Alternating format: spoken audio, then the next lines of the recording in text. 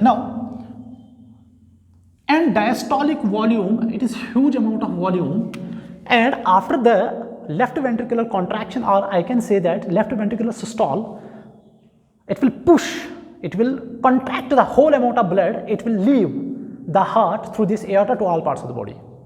Now here Frank-Stirling law is applicable.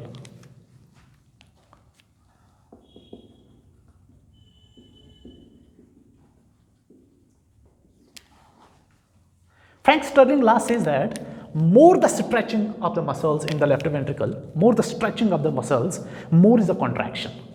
It means if more is the contraction, there is much push of the blood, it means more is the stroke volume. I will say that stroke volume is increased. When stroke volume is increased, obviously that is cardiac output is increased.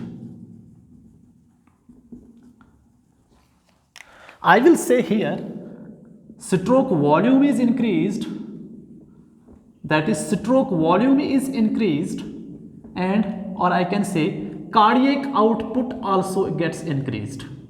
When cardiac output gets increased, it means huge amount of blood will come out, and this cardiac output increase means systolic blood pressure gets increased, and that is our target.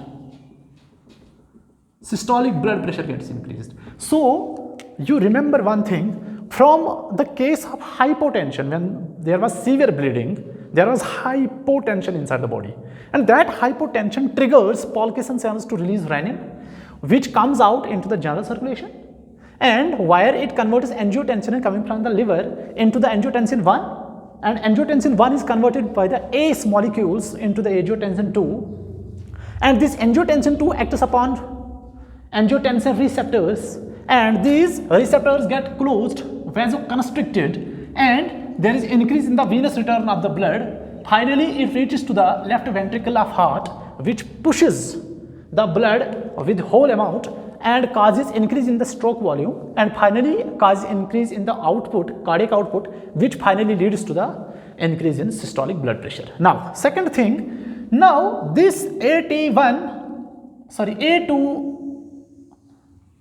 it also acts upon these receptors, not only from this side, it also acts upon this side.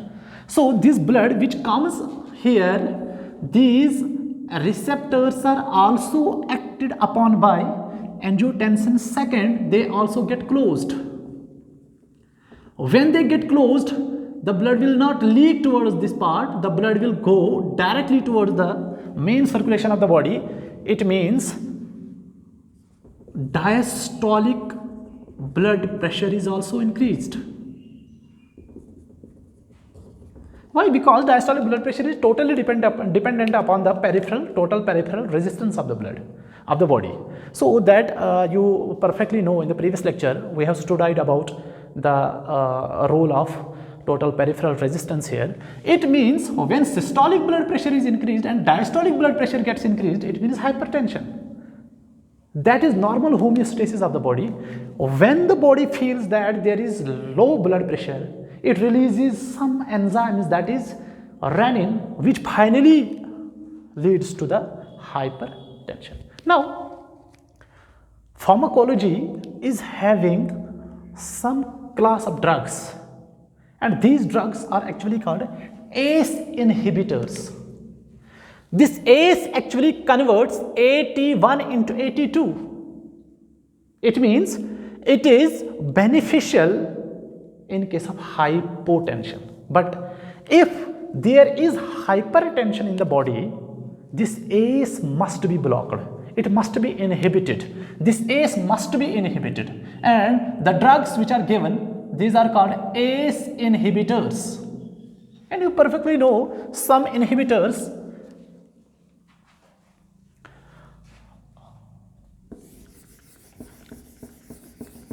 I will go through here. Some ACE inhibitors like captopril, like enalapril, lisinopril, ramipril, these are all ACE inhibitors. These drugs, they act upon this ACE and it gets. As soon as we administer this drug inside the body, but this drug is given to the hypertension patient, physician knows perfectly when this drug is applicable. When this drug is applicable. The main side effect of these drugs, especially captopril, that is hyperkalemia. So the patient who is having high potassium level inside the body, they must avoid these drugs. Why? Because it causes high potassium concentration inside the body. Physician knows better. Now, captopril, enalapril, lisinopril, ramipril, these are ACE inhibitors. As soon as we give these drugs, they inhibit ACE receptors. ACE gets blocked. For example, if we take the example of captopril,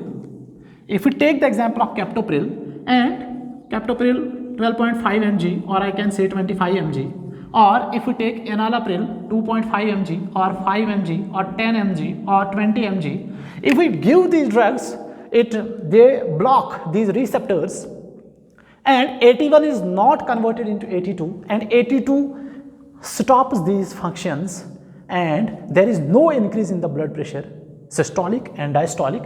That is the management of hypertension. Now, second thing, the second role of ACE, that is